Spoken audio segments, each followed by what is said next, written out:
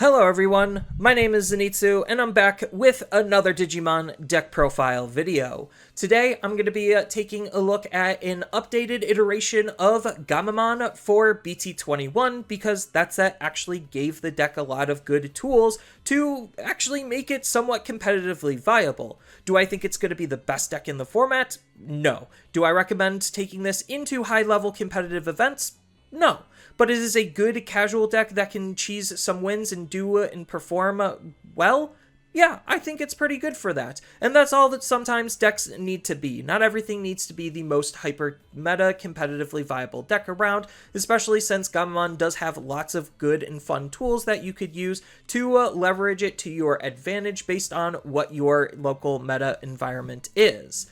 And I do think that there is kind of this pseudo-core that you're also not really going to want to stray away from, and it's cards outside of that core that you're going to want to think about changing to fit your needs. So when it comes to that core, I think that's going to be the 4 copies of RB1 Gammamon, 3 copies of BT21 Gammamon, and 4 copies of LM Gammamon as far as the best level 3 lineup for this deck. So the RB1 Gammamon obviously is going to be your deck's dedicated searching rookie. Never a bad thing to have more consistency. BT21 Gammamon is in here just because it actually gives us more warp points, so we can actually make our cards even more playable. And then when it comes to the LM, it's just some extra resilience, and it's an alternative way to set up our tamer. And the extra resilience, when it comes to its all turns ability, we could actually potentially use on the opponent's turn to slightly have some disruptive gameplay, which is something that's really nice and the deck really didn't have that great of access of before. Then when it comes to the core level 4s, I think that the 2 that matter the most is going to be running at least 3 copies of Battle Gammamon and 4 copies of Gullus Gammamon, both from BT21. So Gullus Gammamon, what's making him the most important level 4 Digimon is the fact that he's a security Digimon, so that's already really good, and he has some really good disruptive gameplay by being able to place a card from our trash with Gammamon in its text underneath him and be able to delete a level 4 or lower Digimon, which we could use during the opponent's turn, either off of himself with his security ability or off of our LM Gammamon if we have the proper setup. So that's already really good because placing a card underneath our Digimon could trigger a lot of our various different abilities to be able to do more things with, and this card is setting that type of gameplay up quite nicely. Then when it comes to the Battle Gammamon, it's just your classic tamer setter, so it's just allowing us to be able to try to play out our tamers a little bit more efficiently, which is always good.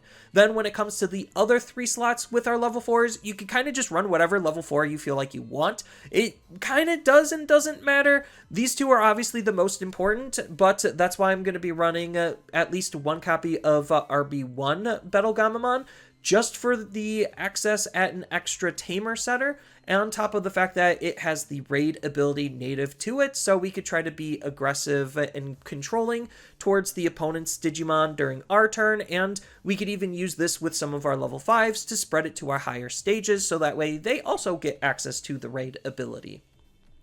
Then I'm also going to be running an RB Wizen Gammamon because the deck really doesn't have good interaction outside of the cute gimmicks to try to stave off some of the opponent's offensive plays. So Wizen Gammamon is probably one of the best defensive tools that the deck has access to by having blocker and, again, with our level 5s, being able to give blocker to our higher stages. And then when it comes to the last level 4, it's going to be Gullus Gammamon from RB1. The end of attack removal is nice, it's cute. It's better on himself than on our higher stages, but it can still combo with some of our higher stages, and the on delete that gets paired up with him to be able to play out a Gammamon from our trash is also pretty good at just increasing the overall resilience of the deck. Then when it comes to the core level 5s, I'm going to be running 3 of the BT21 Kano Weissmon, 2 of the BT21 Regulusmon, and at least 1 of the BT16 Zametsumon. So I'll start with Zametsumon because it's a pretty easy card to understand why it's good, and it is allowing us to actually de-digivolve the opponent's Digimon. That's why it's good. And it's actually a level 5 that actually can give the native abilities of our lower level Digimon as inheritables to our higher level Digimon. So it's pretty important for that role as well. And that's kind of also why I'm running 2 copies of the RB1 Kano Weissmon. This is a flex spot for the deck, but I like this card because of the fact that we can spread our inheritables. And we also get to have an extra warp point, so we could go from our level 3 all the way up into our level 5 pretty quickly and efficiently. But when it comes to the main Kano Weissmon that is part of the core engine, that's going to be the new Kano Weissmon, which is really good because he's adding inheritables to himself without the need of anything else to set him up, which is really powerful because we can build pretty big stacks quickly and efficiently, on top of the fact that he's also going to be deleting 7k DP or less Digimon, which is, again, pretty good because it can delete most level 5s or lower in the game. And then when it comes to the other main core at level 5, that's going to be the new Regulusmon, because it's just more good disruption. So he does have an on-play and when digivolving ability to throw out a Gammamon texted card to give one of the opponent's Digimon collision and force them to attack, which is really good because we do have a couple of cards that can take advantage of forcing the opponent to attack, and we could line up blockers or some other types of play to put them in really disadvantageous positions. Then he himself also has a pretty decent ability when he gets deleted to either play out a Kano Weissmon or play out a level 4 or lower Gammamon texted card. It's just the fact that he replaces himself is really good to add to the overall resilience of the deck, and the inheritable ability also allows us to have more resilience by playing out level 4 or lowers, which again is going into how the defensive aspect of this deck works. It's trying to play out Digimon by effects, mostly Gullus Gammamon, and then use Gullus Gammamon's on play ability to trigger the brothers option. So that's kind of like the whole little gimmick of the defensive game plan, is why Gullus Gammamon is really good, and we need cards to better support him. Then the last level 5, again, could kind of just be anything you want along with the RB1 Kano Weiss, so we do have some tech or flexibility slots left. But I'm going to be running at least 1 copy of Regulus Ace. I'm not super huge on aces because it feels like in this deck more specifically, aces seem like a liability, but this card still has its own good case uses. So when he gets played or digivolve, we get to discard a card from our hand, which could help set up our trash.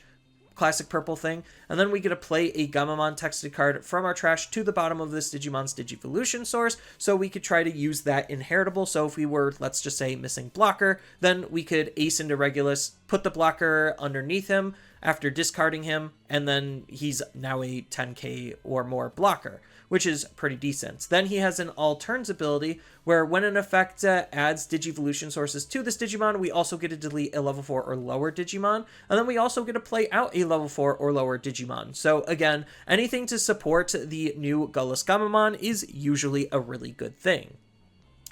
Then when it comes to the level 6s, the new main level 6 is going to be at least 3 copies of the BT21 Seriousmon.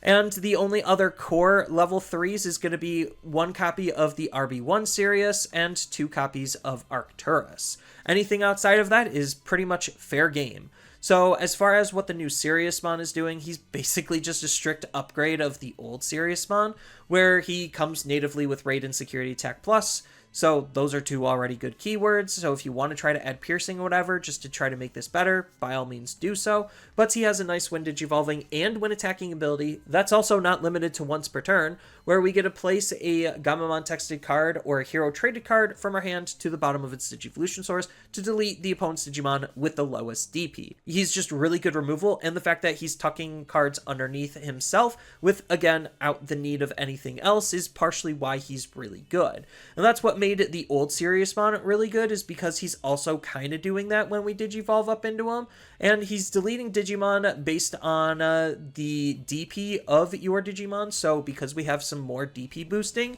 he can hit pretty high numbers relatively easily. Not like super, super high numbers, but we could make him at least 15 to 17k with relative ease, depending on how the setup is.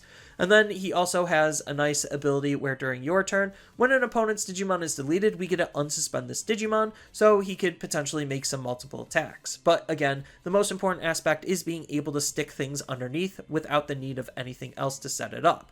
And then the last level 6 is the flex spot, and I'm just going to be running another ace because, again, the deck really doesn't have that great of defensive plays, so I felt like having at least one level 5 ace and one level 6 ace could really put them in bad situations that they might not be anticipating.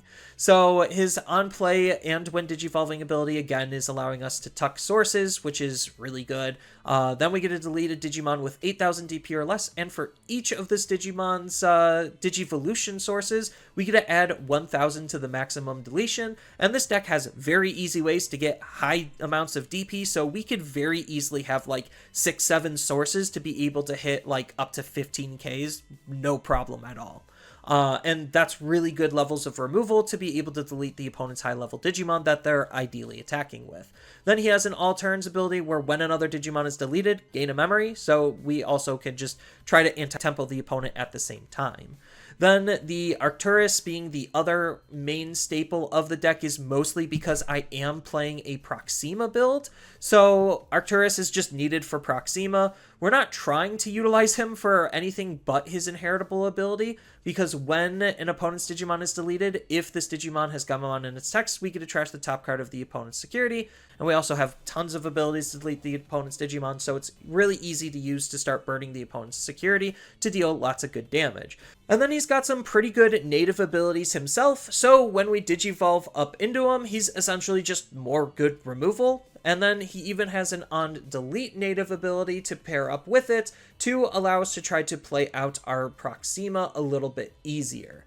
And speaking of our Proxima, we're going to be running at least 2 copies of Proxima. He can pair up really nicely with the new Cano-Ice to constantly have a battery to try to keep our sources around to have as much protection as possible. So what Proxima is doing is during all turns, when another Digimon is deleted, which he has easy ways of deleting the opponent's Digimon, we get to play out a level 4 or lower Digimon with Gammamon in its name for free, which, again, anything to support Gullus is actually really good. And then on top of that, he even has an end of turn ability where you get to place a Gammamon texted card from our hand or trash as the bottom Digivolution source to then delete one of the opponent's Digimon with DP equal or less to this Digimon's DP for more good removal. So we have lots of ways to be able to have him get really high numbers to basically delete anything we want, and then when he deletes something, he plays something out. So it's very easy to see why this card can be pretty decent. It does sometimes mean we're losing the security attack +1, but we can make it up for what he's doing because we could then use something like Arcturus to then burn the opponent's security instead. So there's good synergy with this card and how we're going to be using it all around. Then when it comes to the tamers and options, this is pretty much hard locked. Every deck that I've researched is kind of just running this, and I don't necessarily disagree with running it. So you're going to be running 3 copies of the brand new hero and 4 copies of the RB1 hero. So the new hero is really decent because it just helps us generically gain a memory. We don't need a memory setter sometimes because we could just start our turn with a whole bunch of memory anyway because of having multiple tamers on our field. And when we add cards to our inheritable sources, which now a lot of our cards are doing, agnostic of the RB1 hero, we get to draw a card and gain a memory, which is really good at helping with the overall tempo and efficiency of the deck, which it definitely needs to be as efficient as possible.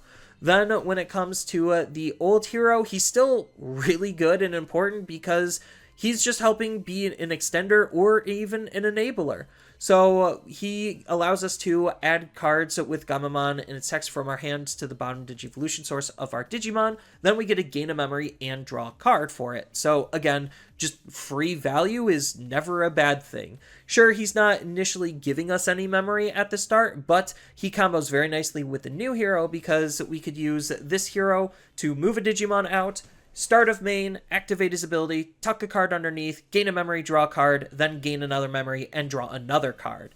So it's just really good synergy and combo play, which is why this hero is still like super important to use. And then he also has an ability just to give our Digimon plus 2000 DP when cards are added to its Digivolution source, so it allows us to hit those higher numbers in case we actually need it.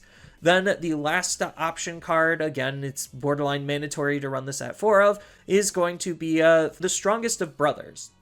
So this card's absolutely cracked because it's just a super easy card for us to use. The ability where it can be color agnostic doesn't really apply that often. But the fact that this is another searching or digging tool basically covers the fact that we don't have an option to search or dig. So it's nice that we actually do have one now. And this card is really good at giving us that extra tempo, especially some potential disruption, because during all turns, when effects are placing cards underneath our Digimon, we get to use the delay ability to Digivolve a card with Gammamon in its text from our hand for free. So granting us a free Evo is absolutely insane because, again, we're going to be using this with Gullus Gammamon because Gullus Gammamon will add a source. Then we could use this ability to then Digivolve for free. So that's really powerful. We could also use it with our Aces and a whole bunch of other Digimon. Just the fact that free Evo is absolutely insane more than makes up for the fact that it's not gaining us memory. And then its security ability just allows us to play a Gammamon texted card with a play cost of 4 or less from our trash or hand for free. It's just still really good because we could set up our Tamers this way. We could set up our Digimon this way. It's all around just a fantastic card and one of the best cards in the entire deck. So for the most part, that's kind of it for the deck portion. I do have a little bit of a gameplay snippet, so you could take a look to see this deck in action. So let's hop on over to the gameplay and see what we're facing off against. We're going first. We have a Tamer, and we have our searching tool. I think we still mulligan, because if we had a rookie, I would probably keep this. But we don't. So this is a little bit better. We don't have as many super great plays. I could Digivolve into this, knowing I have this.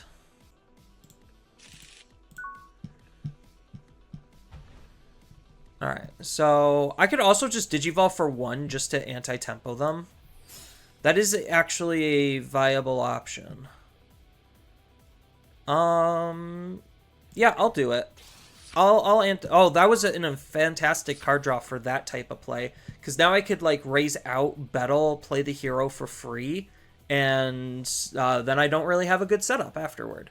But at least, like, this way, if they do, like, a 2 memory turn, then I could still potentially choke them. So it gives me options.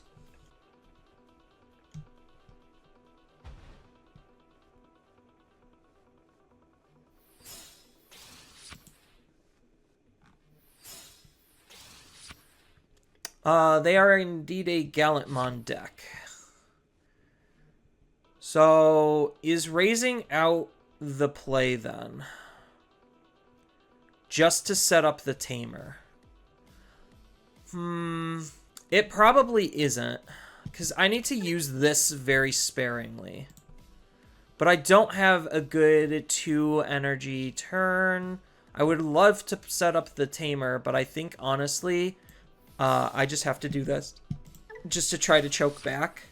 And then next turn, see what they give me, and potentially I'm going to be forced to set up a Tamer. So they are going to be moving out.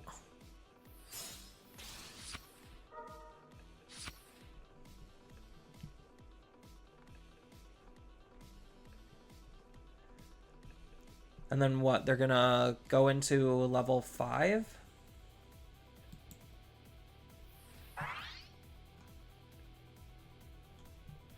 And pass turn? Or are they setting up a Tamer themselves?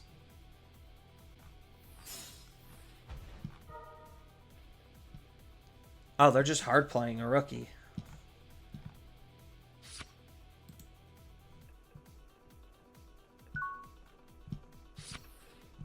The Sirius is really good here. Do I just have this effect fade? Because if this gets deleted, he just plays out a Guilmon. So maybe now is the turn I just pass and I set up a Tamer.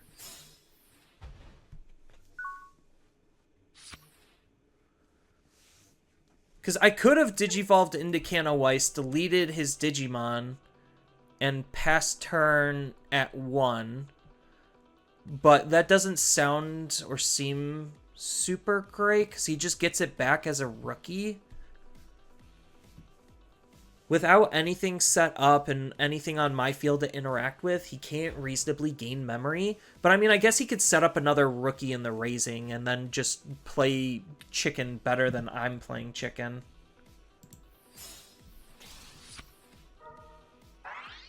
Okay, nope. He's just trying to choke me.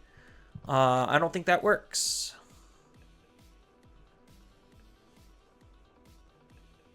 So I could de-digivolve him. But I also need to put the protection underneath. Oh, I could...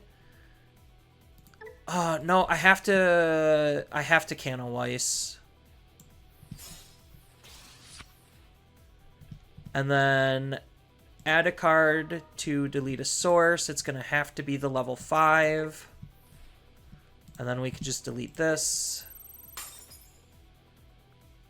Draw a card, gain a memory, and draw a card. Ooh, that's really good. And then just to be able to delete that, I'm going to have to Digivolve into Sirius. Place a card to delete a Digimon. It's most likely going to be... Do I do another protection? No, I think it's going to be this. Because he doesn't have anything in raising right now.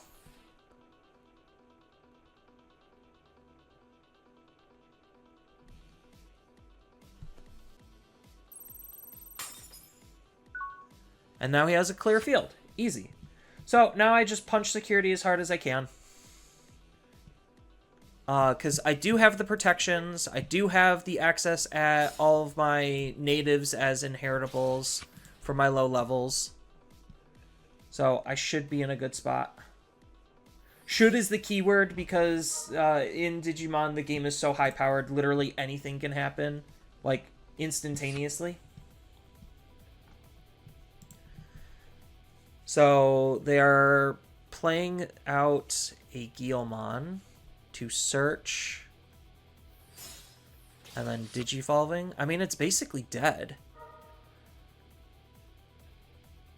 Oh, he gets to play his Staccato. That's how he's setting up his Tamer. I really wish I had a rookie. I could find one off of the search. Like, the search here. Nope. No rookie. So maybe my better play was just to hard play Gullus. Because he's going to go to 3 anyway. So I could take the search again, or I take Regulus. It's one of these two. I don't feel like I need the other Sirius. I think it's just another search. Maybe the other Sirius was actually the correct play, but let's make some plays first. Because I need to put pressure, and I'm not going to be Digivolving. Because this just deletes it, right? Yeah. So I don't even need to raid. Yes.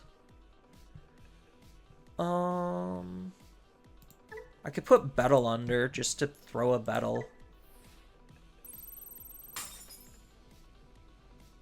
Gain a memory.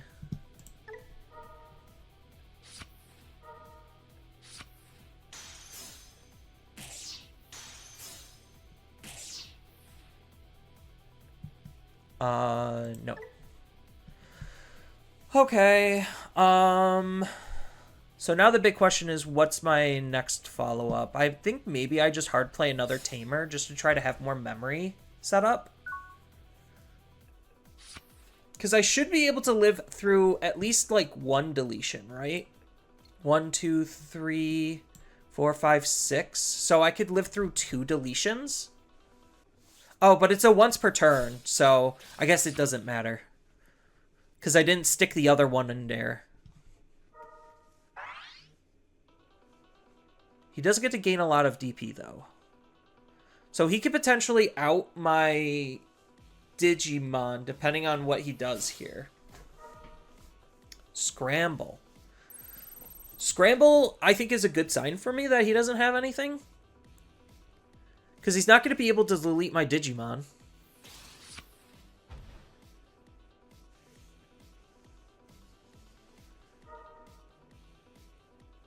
Oh, I guess he deletes it by attacking into it. No, this doesn't do anything. Because he just gains extra DP. And then he could suspend, make the attack. Raid doesn't matter. I guess he's just not outing my Digimon.